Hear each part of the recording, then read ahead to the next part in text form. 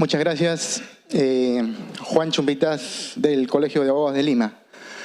Veo con enorme preocupación la forma como se ha manifestado efectivamente acertada y la realidad en nuestro país, que el acceso a los créditos verdes, por cierto, genera una gran preocupación en el sector que demanda esto efectivamente, porque son de cortísimo plazo.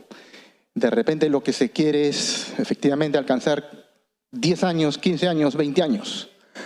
En ese escenario, la pregunta para el ponente es si es que de repente se necesita afiatar este aspecto tan fundamental con un marco regulatorio, por supuesto, consensuado entre el privado, el público y el Parlamento, para asegurar efectivamente esa demanda no satisfecha. Muchas gracias. Gracias. Gracias por las preguntas. Hay un voluntario o una voluntaria para iniciar la ronda. Quizás exactamente, yo pensaba, Camilo, a ver la taza, a ver si te lenzo, Camilo, lo siento.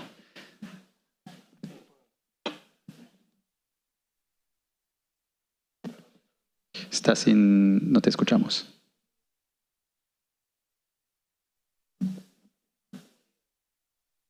No quiere responder. ¿Escuchan? Ahora sí. Qué pena.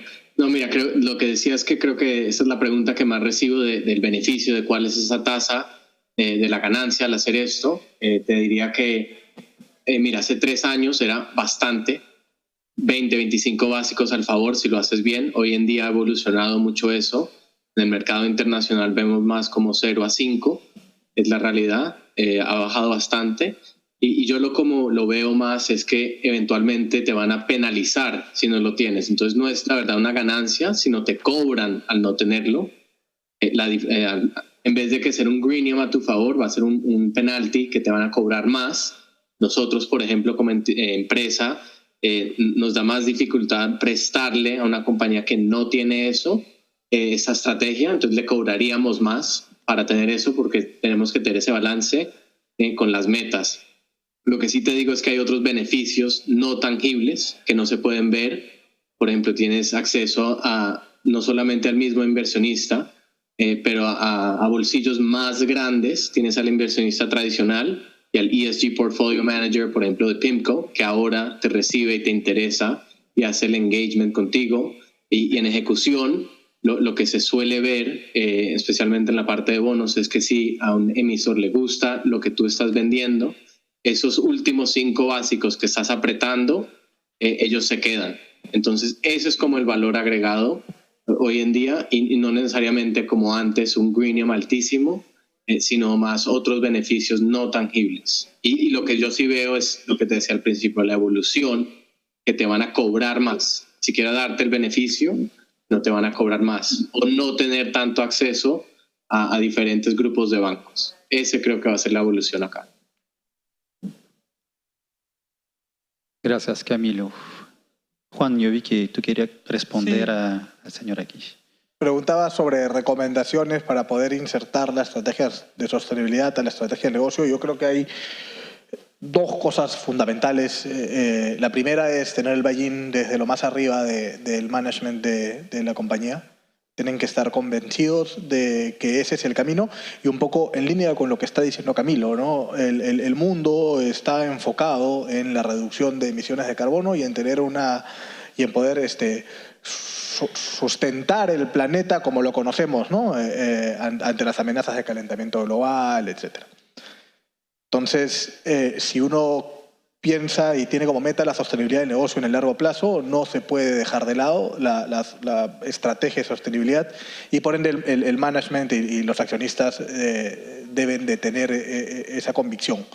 Y lo segundo es identificar, y eso es lo que yo mencionaba que nos sirvió mucho, es cuál es el impacto del cambio climático, cuál es el impacto del calentamiento de los océanos, cuál es el impacto de mayores emisiones de carbono en el negocio directamente, ¿no? Entonces, por ejemplo, ¿no? Los proyectos de cambio de matriz energética o los proyectos de eficiencias en fábricas están directamente relacionados a disminución de costos, ¿no? Hay energías que son mucho más caras, el diésel es más caro que el gas, el residual es más caro que el gas natural acá en Perú, o claramente ves mayor uso de combustible, significa mayor costo de producción. Entonces, si tú comienzas a linkear cómo impacta en el bolsillo y en el resultado de la empresa, se hace mucho más directo y tangible la oportunidad de incorporar una estrategia que se preocupe por la sostenibilidad, ¿no? Y como les mencionaba en TASA, creo que hay dos caminos, ¿no? O sea, somos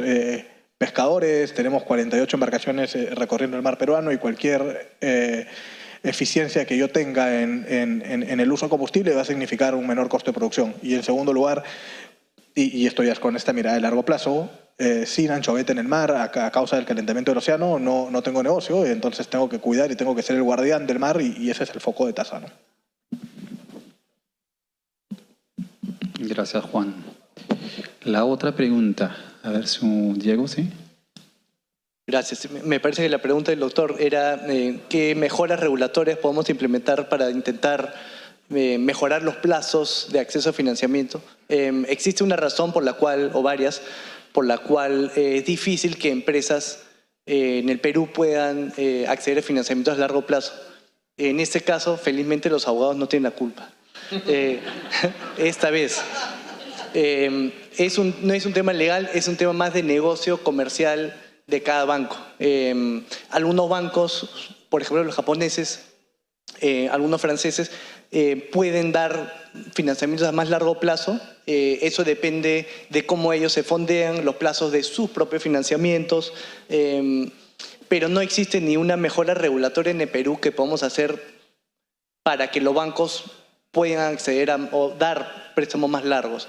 Felizmente no hay ninguna prohibición para que un banco local dé un préstamo a largo plazo.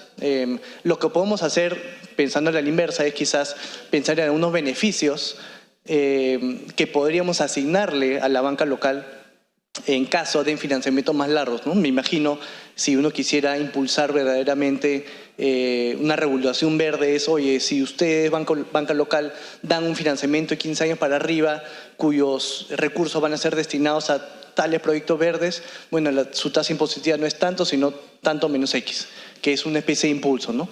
Pero felizmente en el Perú no hay ninguna restricción a dar préstamos a plazo largo, es más, encontrar que cada empresa encuentre su pareja ideal en la banca que pueda acceder a darle un préstamo en función a sus requerimientos y características internas. Gracias.